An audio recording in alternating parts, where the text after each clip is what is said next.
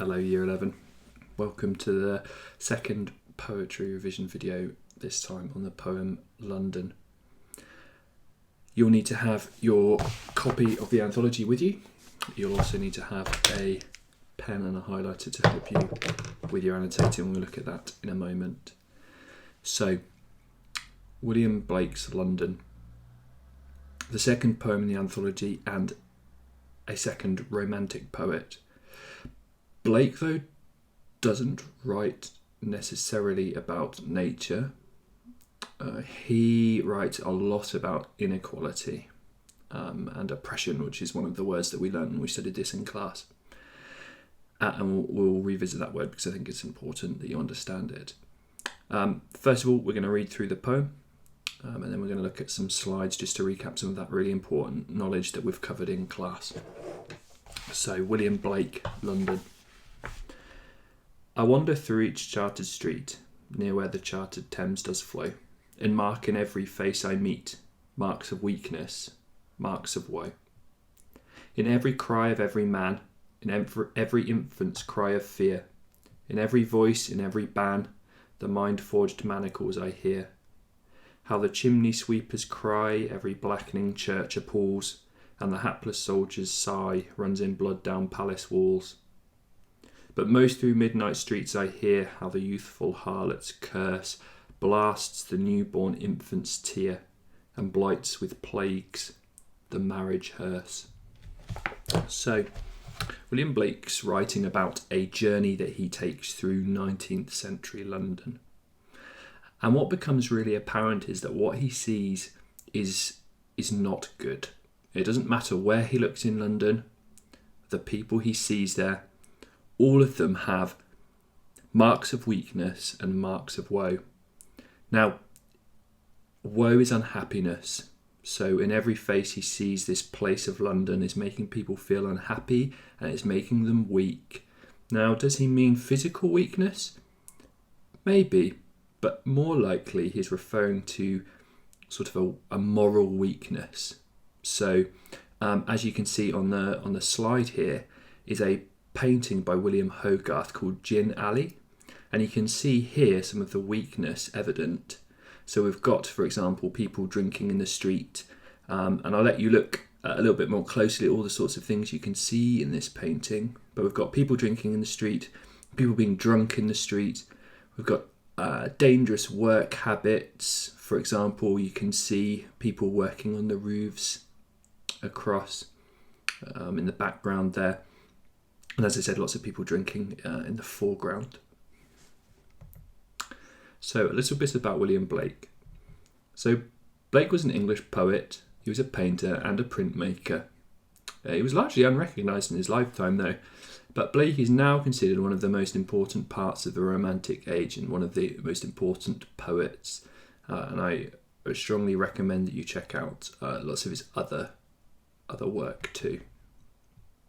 London as the poem was first published in 1794 and was part of a series titled Songs of Experience.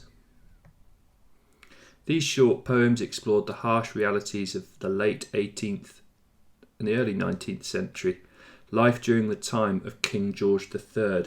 Now we know that name, don't we? We know that king because of our work on Shelley's Ozymandias. So it's interesting, we've got poets talking about similar things across time. And finally, he was critical of the lack of action by the government, monarchy and the church.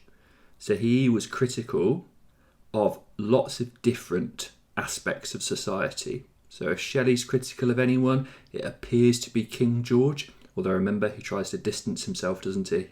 But here we have a poet who's critical of the government and the policies and decisions that they're making, critical of the monarchy, the king, and the actions that he is or is not taking, and the blind eyes that he's turning to things that are happening in the streets, and to the church, who ought to be this kind of symbolic, hopeful thing that it clearly is not. Now, the word we covered in class was the word oppression or oppressed. And we said what was interesting about this poem was that what Blake seems to be showing is that there's a city here, the city of London, that is oppressive. Now, usually we'd use the word oppressive to relate to a person's actions. So, for example, we might say that Ozymandias or Ramesses was an oppressive ruler, for example. But here we have a place that's oppressive. And we can see the definition here is an adjective, subjected to harsh treatment by authorities. Now, the authority here is not the king or the ruler necessarily, but it's the place itself and what it's become that treats its inhabitants harshly, and consequently, in the faces of the people that he meets on his walk around London, they're filled with weakness and they're filled with woe. So the poem depicts the dark underbelly of 18th and early 19th century London. Whilst the city was a growing metropolis, it did have a dark side. The spreading of sexual diseases from prostitutes, enforced child labour, people dying, and the institution of marriage turning into something close to kind of a shambles. It was shambolic. It was a joke. So, something that your remote learning was looking at was they're thinking about how we might write thesis statements. So, for example, here, and the work I've asked you to do this week was, why might William Blake have written this poem?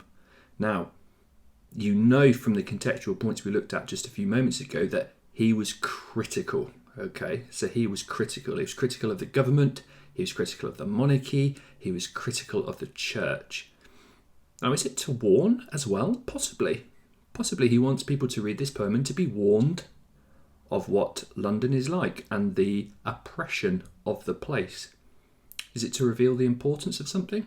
Possibly. Is it to celebrate something? There's not much celebration in this poem at all. Okay, so here's the poem, Year 11. I don't think we need to necessarily annotate too much about William Blake himself, because I did cover that just a few moments ago. However, because I'm asking you this week to look at the comparison between Ozymandias and London, what I think is really interesting is the way that both poems begin with this personal pronoun, I. So we have in Ozymandias Shelley beginning with the personal pronoun I because he wishes to distance himself, doesn't he, from the criticism that he's making of King George. He does not want to be caught as the person that's making this criticism. He would much rather say, I met a traveller from an antique land who said, and then lay out the criticism. So both poems begin with this first person pronoun, but here it's him recounting his experience. So it's not saying, oh look, I met someone here who told me this thing. He's saying, this is what I saw and this is what I think. So here we have a poet being explicit. If in Ozymandias we have a poet being implicit, here we have one being explicit. He's saying, this is what I saw and this is what I think. Whereas, of course, Shelley needs to be more cautious. So he suggests that this is what he was told by somebody else. And he tries to avoid overtly saying one way or the other that that's what he believes personally, for obvious reasons. So both begin with the first person pronoun. I wander through each chartered street, near where the chartered Thames does flow, and mark in every face I meet marks of weakness, marks of woe. Now, we covered this in class, but we have the use of the word chartered. Now, chartered means that it is owned by someone. For example, you might, in a more modern way, you might charter a boat, for example, which means you're going to kind of borrow it for a bit. But here, the chartered street and the chartered Thames, they're things that are owned. And he's saying that near these places are the faces that I saw that have this unhappiness in them. Now, it's interesting he names these two places because, of course, to move around London, the only way that you're going to be able to move around London is through the streets. So that's owned. It means it's restricted. It means that you're not free to move. And that even this place, this oppressive place, remember, has begun to try and control nature itself. The Thames and the way that it flows, it's something natural that should be free, yet here we have it trying to be owned. And he says he marks, and that's to see, remember, in every face. And we have this word every repeated a lot throughout this poem, so we have repetition. So every face, it's everywhere, it's all the time. He sees signs of weakness and signs of woe. If we think about the word woe, we thought about in class that it might be anguish that he sees in people's faces. Sadness, anguish, a kind of pain.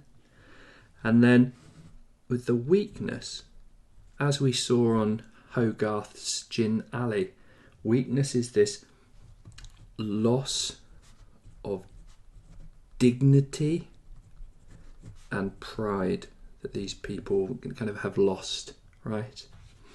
Stanza 2. In every cry of every man, in every infant's cry of fear, in every voice, in every ban, the mind-forged manacles I hear.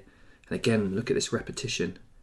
Every cry of every man, every infant's cry of fear, in every voice, in every ban.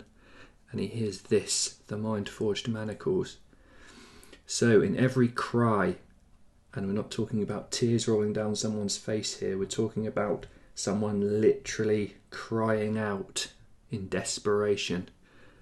We've got every man, every infant, every voice, every ban, and a ban is a rule, remember? A rule or a law.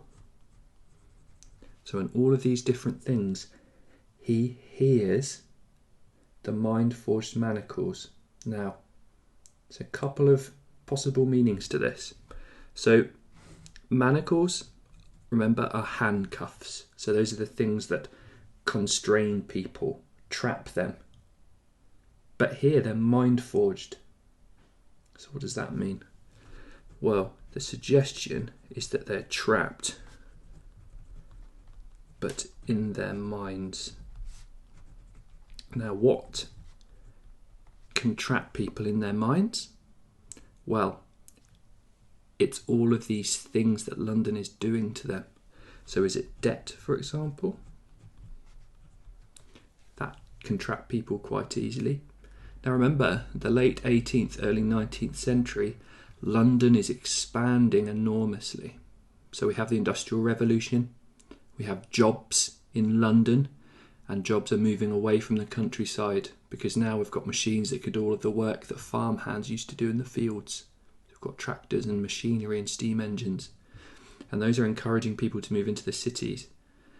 And because they're moving into the cities and because it's growing too quickly, there's lots of inequality. There's a lot of inequality. And people end up finding themselves trapped. And they go there thinking it's going to be a place of happiness, and actually finding out that it can be quite the opposite for lots of people. Into stanza 3.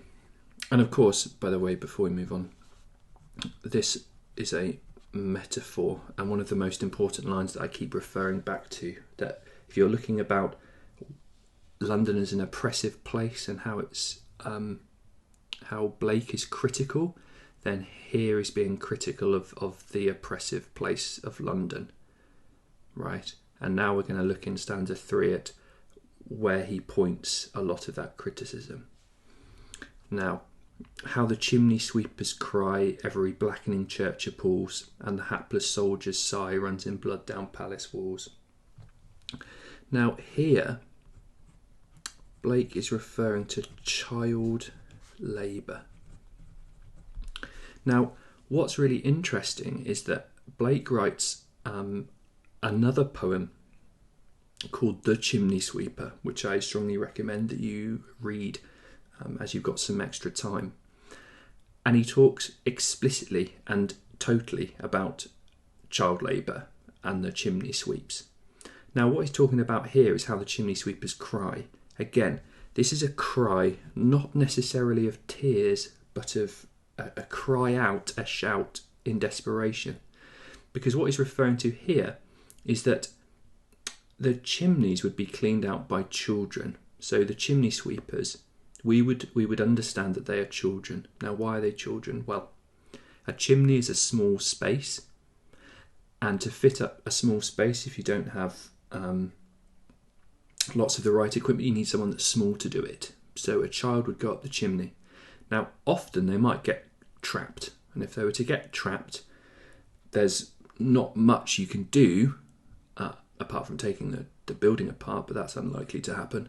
So what would often happen would be that someone would light a fire underneath the child, for example, to encourage them to wiggle themselves free. So the cries that are being heard as he wanders around London are cries of desperation of these children caught in chimneys. A very kind of unhappy sort of image there, really, really terrible. So we've got kind of the literal with the getting stuck, but also the metaphor of the cry being the horrid conditions. And with all of that going on, we've got the church, and it appalls, it's appalling. Now, a church is a place that should be full of hope. A church is symbolic of light and hope, yet here it is, blackening. Now, there's a double meaning here. So, blackening has two meanings. The first is that literally the soot and the pollution of the Industrial Revolution is turning it black. So literally the walls are turning black. The metaphoric part of that line, though, is that the churches are blackening because they are turning their back on these children and on the suffering and oppression of all of the people in London. And where the church should be looking out for these people, it's turning its back on them. It's blackening. It's becoming dark. And remember, dark's one of these words, and kind of when things are blackening or dark, or we have this shared understanding, don't we, of those words, that this is some kind of evil, or something bad and not good. So he's very critical here of the church. And the hapless soldier's sigh runs in blood down palace walls. Now, this is an interesting reference because it's a similar sort of time, and particularly 1789, there is the French Revolution. Now, why is that important? Well, the French Revolution was seen as a new start, a new beginning, a fresh start for the people of France. They overthrew their monarchy and could start again. Now, lots of the Romantic poets thought that was a really, really good idea. It sounded really a fresh start was exactly what people needed. Certainly, Blake thought, well, if I'm seeing this in these places, then the only way to have a solution is to have a fresh start. Now, that faded eventually because what they saw as a result of the French Revolution was not necessarily all the things that they'd hoped for, but certainly initially they thought that this would give kind of a fresh start. And people in England were very, very frightened of this prospect, actually. And the hapless soldier's sigh runs in blood down palace walls is a reference to that French Revolution and the fresh start, and that the soldiers, these people that might be able to help in some way, to help with this fresh start, are hapless, meaning they're kind of they're unable to help themselves. They make mistakes all of the time. Now the final stanza. But most through midnight streets I hear how the youthful harlot's curse blasts the newborn infant's tear and blights with plagues the marriage hearse. Now, during his walk, we're now during the night and the midnight streets, and the thing that he hears mostly during the midnight streets is the young prostitutes cursing. Well, harlot is a prostitute, and to curse means they're swearing, they're shouting. And why they're swearing and shouting, it's blasting the newborn infant's tear. So these poor infants, all that they're hearing is swearing and shouting and screaming in their ears, which is making them cry. Almost as though this cycle continues. So these poor young girls that are being forced because of the oppressive place and the lack of any opportunity are forced to sell themselves in this way, that they, because of the lack of contraception, have their own children, that the cycle begins again and it just cycles around and around. And a consequence of that is it blights and plagues the marriage hearse.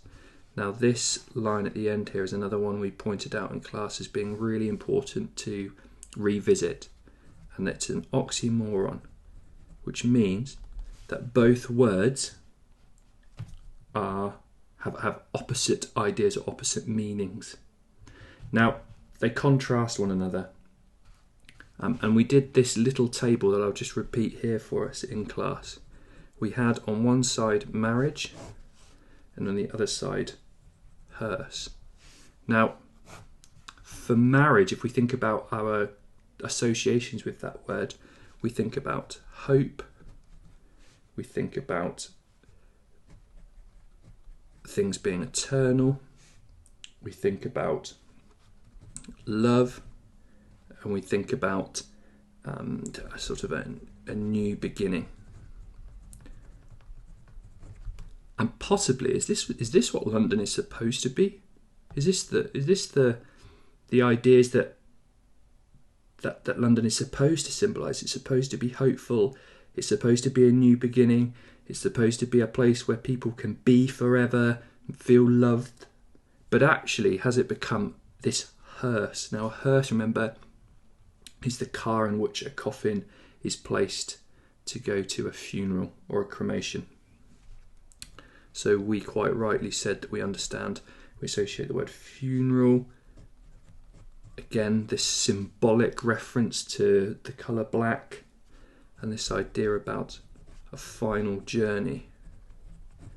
So is it that during his walk through London, he sees and hears things which make him realise that this oppressive city is imagined as a place of kind of new beginning and hope, but actually becomes a place that is their final journey. That once they come to this place, that's it, and they're trapped.